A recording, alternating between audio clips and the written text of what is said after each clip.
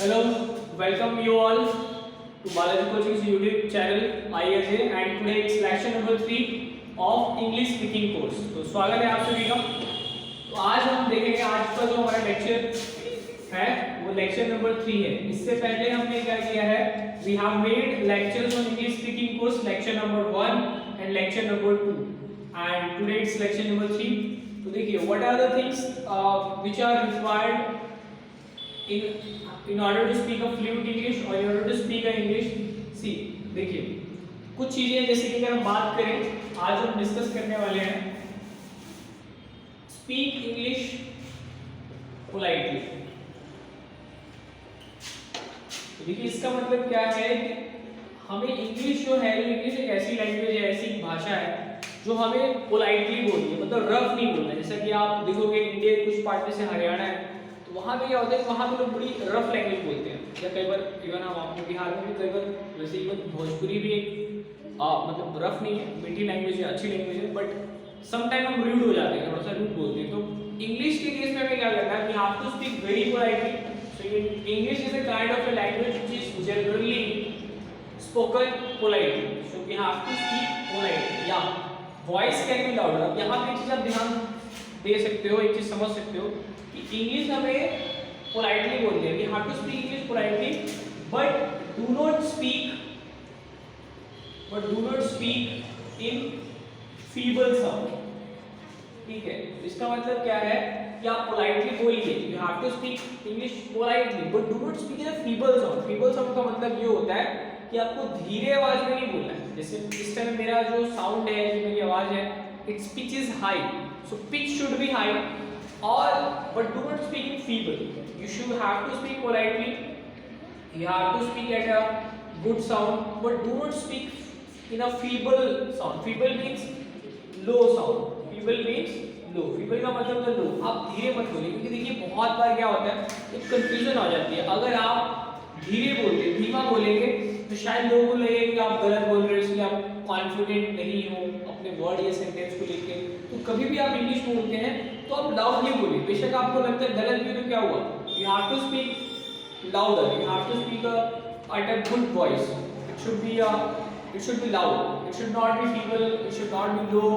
ठीक है, तो कभी भी आप क्लियर बोलिए, जो कुछ बोलना है आपका हर एक word, your every word should be pronounced clearly. You have to speak every word clearly. आपको हर एक वर्ड क्लियरली बोलना है, मतलब ऐसा नहीं होना चाहिए कि दो वर्ड मिक्स हो गया, कि सामने वाले को नहीं सुना, तो वो हमारा कहीं ना कहीं एक अच्छी इंग्लिश को नहीं इंडिकेट करता, नहीं दर्शाता है अच्छी इंग्लिश को, अगर हम धीरे बोलते हैं कई बार। ठीक है, तो इसी में एक हम पॉइंट आज डिस्कस करेंगे। एक और चीज होती है वॉइस मॉड्यूलेशन। लेकिन मॉड्यूलेशन का मतलब क्या होता है, वॉइस मॉड्यूलेशन का मतलब ये होता है कि हमें जब भी बात करना है और हम चाहते हैं कि अच्छा इंटरैक्टिव बात हो सामने वाले से, we want to have a interactive discussion with the other person with whom we are talking, so there should be voice modulation। हमें voice modulation होना चाहिए। देखिए मैं भी पढ़ा रहा तो इसमें मेरा voice modulation का मतलब ये होता है, कभी आप तेज बोल रहे हैं और कभी आप स्लो बोल रहे हैं, वो चीज जिसको वेरिएशन कहते हैं, तो वो वेरिएशन बहुत जरूरी है। जब भी हम इससे बात करते हैं तो कोई बात अगर आपको लगती है कि इम्पोर्टेंट है, if anything is important, then you should give more focus over that, you should speak with more power, more strength over that particular word और सेंटेंस। तो आपको उसको और जोर देके बोलना है, या आप स्लो बोल सकते हैं, जैसा भी आपको कंफर्टेबल लगे। तो वॉइस मॉड्यूलेशन देखिए बहुत इंपॉर्टेंट है। ऐसा नहीं है कि हमें एक ही पिच पे, एक ही लेवल की आवाज पे बोल के चले जाना, ऐसा नहीं है। हमें अपनी वॉइस को स्लो और तेज करना है और इस तरह से बोलना है कि हर एक वर्ड हमारा सामने वाले को क्लियर सुनाई दे। बेशक आप गलत भी कहीं पे हैं, कोई प्रॉब्लम नहीं है, यू शुड स्पीक क्लियरली। और जैसे कि क्या होता है कि हमने भी डिस्कस किया था कि देखो स्टार्टिंग में हर एक पर्सन का अलग अलग लेवल होता है, किसी को इंग्लिश बहुत ही कम आती है, किसी को ठीक ठाक आती है। तो आपका जो भी लेवल है, whatever the level you are having, you have to make small sentences. अगर आपका लेवल अच्छा है तो आप obviously you can make long sentences, but आप बिल्कुल बेसिक है आपका अगर लेवल, आपको बहुत कम इंग्लिश आती है, तो एक चीज का आप ध्यान रखिए कि आपको स्टार्टिंग में छोटे छोटे सेंटेंस बनाने हैं। छोटे जैसे फ्रेजेस बोलते हैं, मुहावरे होते हैं, छोटे छोटे वर्ड्स होते हैं। आप किसी से घर में से पानी मांग सकते हैं कि please give me glass of water. आप किसी से घर पर टीवी का रिमोट मांग सकते हैं तो आप वहां बोलिए प्लीज गिव मी रिमोट, और रिमोट ऑफ टीवी और टीवी रिमोट, इस तरीके से आप बोल सकते हैं। और कुछ और वर्ड होते हैं, जैसे मान लीजिए कि आपको किसी को बोलना है कि आइए बाहर चलते हैं, तो आप बोल सकते हैं लेट्स कम आउटसाइड या लेट्स गो, लेट अस गो, आइए चलिए। तो इस तरह छोटे छोटे वर्ड्स आप बनाइए, ये बेस्ट तरीका है। ज़्यादा आप ग्रामर वगैरह का टेंशन मत लीजिए। ग्रामर देखिए आप एजुकेटेड हैं तो थोड़ा बहुत ग्रामर ऑलरेडी आप जानते हैं, फिर भी इस अपने लेक्चर सीरीज का जो हमारा इंग्लिश स्पोकन का इंग्लिश मीडियम कोर्स का लेक्चर सीरीज चल रहा है, जैसे कि आज 3 है। आने वाले लेक्चर्स में आपको ग्रामर में डिस्कस करेंगे, we will also discuss some grammars. तो second thing is voice modulation. And इसमें देखिए हम थर्ड पॉइंट में हम क्या डिस्कस करेंगे कि use words like thank you, ठीक है, वर्ड है thank you, please, thank you, please. तो इस तरह के वर्ड्स जो है इंग्लिश में आपको बहुत ज्यादा यूज करना है। देखिए इंग्लिश जो है ना एक ऐसी लैंग्वेज है जिसमें बहुत ज्यादा किसी को रिस्पेक्ट देके बात करते हैं। तो हिंदी में शायद उतना नहीं देते, बट आपको इंग्लिश में आपको जनरली ऐसे सुनने को मिलेगा, you will listen generally that we used to give lot of respect, like try to use maximum please, thank you, this kind of thing. Okay, so please take note of this. ठीक है, आप इसको pause भी कर सकते हैं। तो जैसे आप किसी को भी कुछ भी कहना है, जैसे अगर हम किसी को आज के टाइम में तो वैसे हम किसी को कुछ कह रहे हैं तो बुरा मान सकते हैं, तो हम वहाँ पे थैंक यू लगा देते हैं, ठीक है ना। अब ऑब्वियस सी बात है, देखिए हम अपने आसपास इंग्लिश बोलेंगे तो हम सब्जी वाले को नहीं बोलेंगे, उसको समझ में नहीं आएगा। बट हमने जैसे डिस्कस किया था कि आपके जो एज ग्रुप वाले लोग हैं, whoever the people who are of your age, you can speak with them, or also you can speak with the person who are younger than you in your family members. So best तरीका है start speaking English with your family member, and if you are a student then you can speak with your classmate. Okay, so मैं इसको erase कर रहा हूँ, you can just take a note of this, you can take a screenshot by pausing the video. So let me erase this.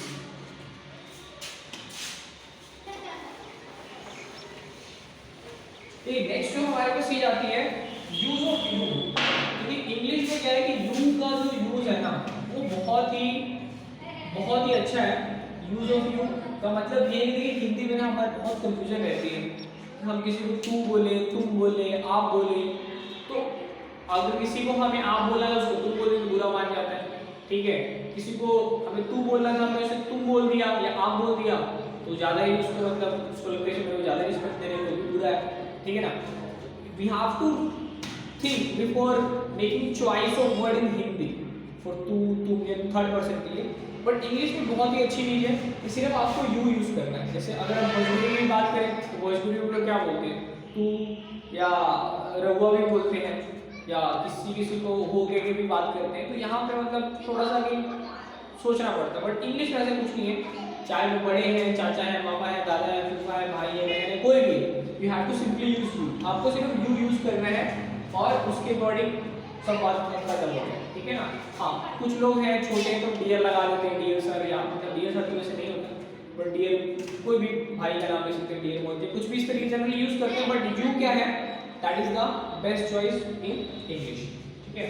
Next हमारे पास क्या होगा कि एक वर्ड है इसमें, अच्छा एक चीज और आप ये लिख सकते हैं, जब आप किसी को प्लीज बोल रहे हैं या थैंक यू बोलते हैं तो इसमें आप क्या रखिए, और कोई भी इंग्लिश बोल रहे हैं तो आप इसमें यहाँ पे भी लाइन लिख सकते हैं, स्पीक इंग्लिश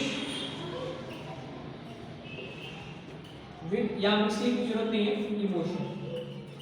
तो देखिए इस वर्ड का मतलब क्या होता है, इमोशन का मतलब क्या होता है। जैसे अगर हम ये समझे कि जब भी आपको इंग्लिश बोलना है तो उसमें आपके इमोशंस मिक्स होने चाहिए, मतलब लगे कि आप किसी को प्लीज बोल रहे हो तो प्लीज लगे, चेहरे से प्लीज लगे, ये नहीं बोल please give me glass of water, ऐसे नहीं, प्लीज बोल रहे हो और चेहरे से लगे नहीं। तो उसमें इमोशन अगर करते हैं तो हमको बेनिफिट करता है, इमोशन बहुत इंपॉर्टेंट है, ठीक है। तो आप उसमें जब भी कुछ भी इंग्लिश बोलते हैं, बहुत बार देखिए ऐसा होगा कि शायद आपके वर्ड सही ना हो, ग्रामर सही ना हो, आप जो इंग्लिश बोल रहे हैं वो सही ना हो, बट आपके चेहरे के हाव भाव को देख के सामने वाला समझ जाएगा कि आप क्या बोलना चाहते हैं, ठीक है ना। तो किसी ने आप कोई बोल रहे हैं please give me a glass of water, अब कोई बोल रहा है ऐसे please give me a glass of water, कोई आदमी बोल रहा है कि सिर्फ अगर वाटर भी कह दे और ऐसे इशारा कर दे तो सामने वाला समझेगा हमें इसको पानी चाहिए, ठीक है। तो इमोशंस का हैंड फेस एक्सप्रेशन का और हैंड मूवमेंट का बहुत बड़ा रोल होता है। देखिए अगर मैं पढ़ा भी रहा हूँ तो इसमें मेरी बॉडी मूवमेंट अगर है तो मुझे लग रहा है कि हाँ मैं पूरी तरह से इन्वॉल्व हूँ, I am involve with my full intention. So that is important whenever you have to speak anything like Hindi, English, whatever language you are speaking, there should be your body movement, face expression should be proper. तो वो बहुत important है English language में भी। तो आज हम अपने इस थर्ड लेक्चर में इतना ही करेंगे और हम नेक्स्ट लेक्चर्स में करेंगे।